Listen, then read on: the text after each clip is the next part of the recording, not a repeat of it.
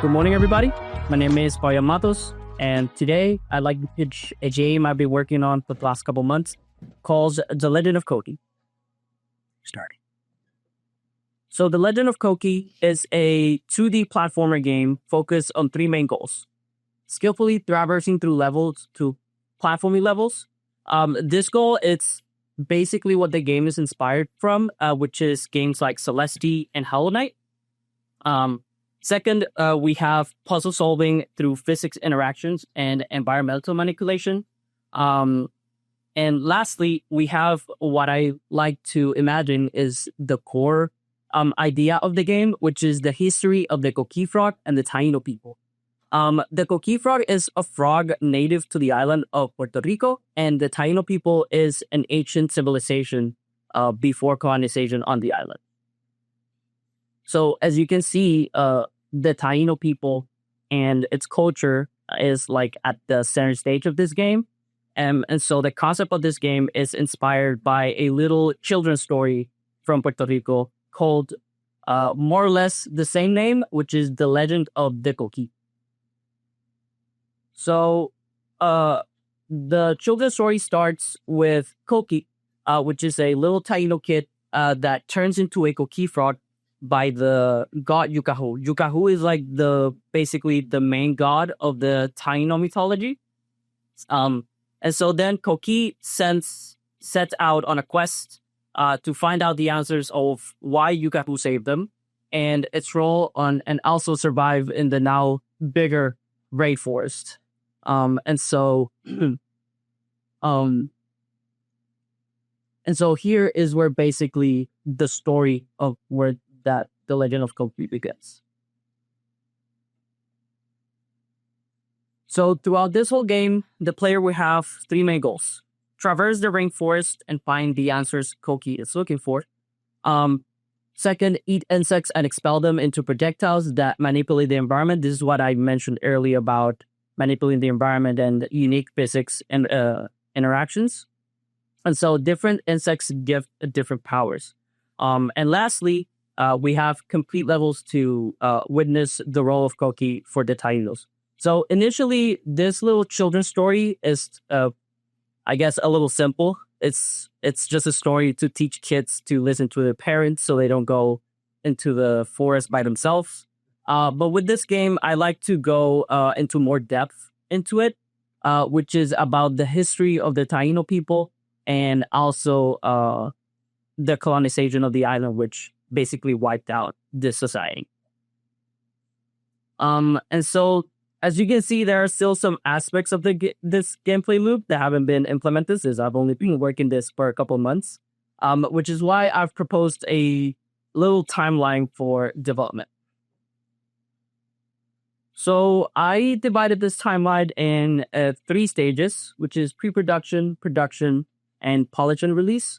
During pre-production, I was looking to finish the core gameplay loop as well as finish an art direction. Currently, I'm like the sole developer of this game, so I'm looking to expand the team in order to do so. During the production stage, here I plan to complete levels, finish the story and system, as well as prioritize playtesting and user experience refinement. And lastly, we have the polish and release. Here, I would go like finalize QA and marketing and localization.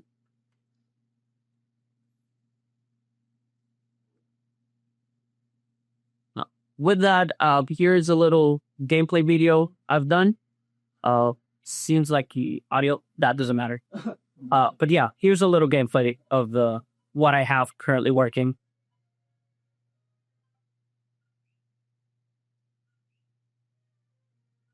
I don't know if you guys hear it, but that is the sound of the coquí frog.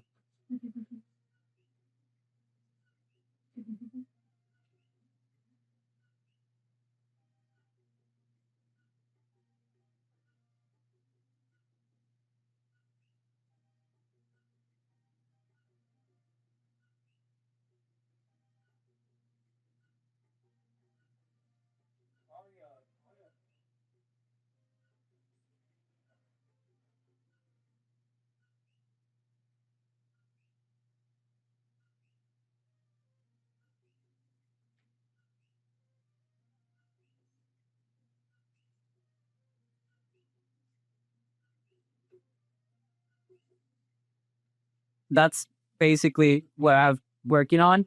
But yeah, with that, I like to transition into why we're here, which is publishing. So I'm really looking for a publisher to obviously fund this idea, bring and possibly bring the Taíno knowledge to more people.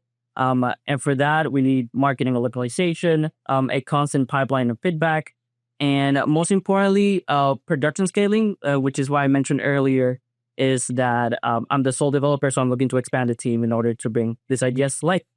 And so with this concludes my presentation. Hopefully you guys enjoyed it, and maybe you'll see Koki on your screen someday. Thank you.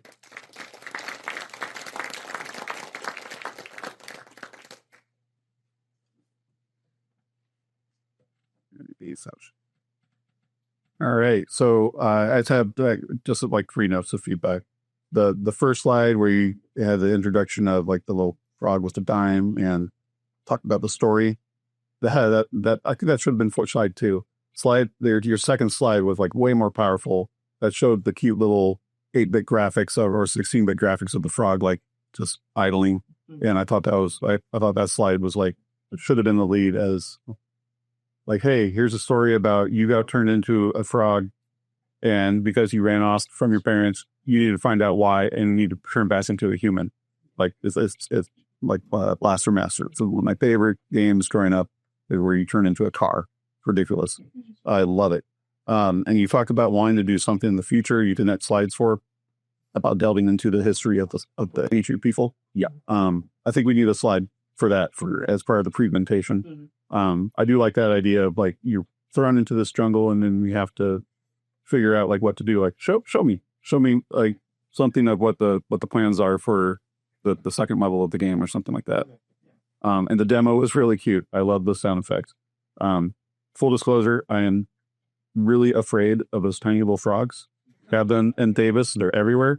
In my backyard, I lived over by the Julie Parnassi swamp They were thousands a year. It was like a plague every single year in my backyard. So they come into the house all the time and I'm like, get away from me. But that frog was super key. So I really liked it. Wait. Is it in the same direction? I guess the one thing I really wanted to see was on that first slide when you're showing the photo references was your art, because your art is cute, it's nice. Then start earlier with that. If you want to show the references, like have your art next to it. Okay. Yeah, definitely show your game art earlier because it's nice. So if you're gonna like expand on the history and then it'll be like that, like definitely have those things like side by side. I see. Yeah. Yeah, I would agree with that. Actually, I was kind of marking a note that more about the gameplays was kind of needed until you got to that screen. So like had that been reversed, I think it would have like alleviated that problem. I love the cultural reference. I think that is fantastic. And I think that's really a nice selling point. You might benefit from some sort of a hook, like, basically like what's the big challenge? What's the main antagonist? Sure. What are we doing here? That's, so compelling that you want to play this game. I didn't feel like any of that was actually in there. So that's just a suggestion of like, try to hook the audience in a way by giving them, a compelling reason to kind of go for it, other than, like the cultural references, which I think were fantastic. One question I did have, was that an actual sound of the Koki? Yes, that's actually had rock towns. Yeah, by Justin, yeah. So I really love the game name. The sound of it is instantly compelling. I think the tie of the story is really great. I do kind of agree, like a deep dive on like the cultural references probably did a little bit further on because you want to get to your game earlier. But one thing I would tell you is if you do ever want to take this to a publisher, that you're gonna need a solid demo, because one of the things that they care about the most with a platformer is feel. Yeah. So like getting a few more animations and where you can slide down the walls, because there's so many dynamic movements now in most platformers. So we want to be able to meet that level. So I'd work on how to find ways to fine tune that. Okay, I understand. Thank you very much. Yeah.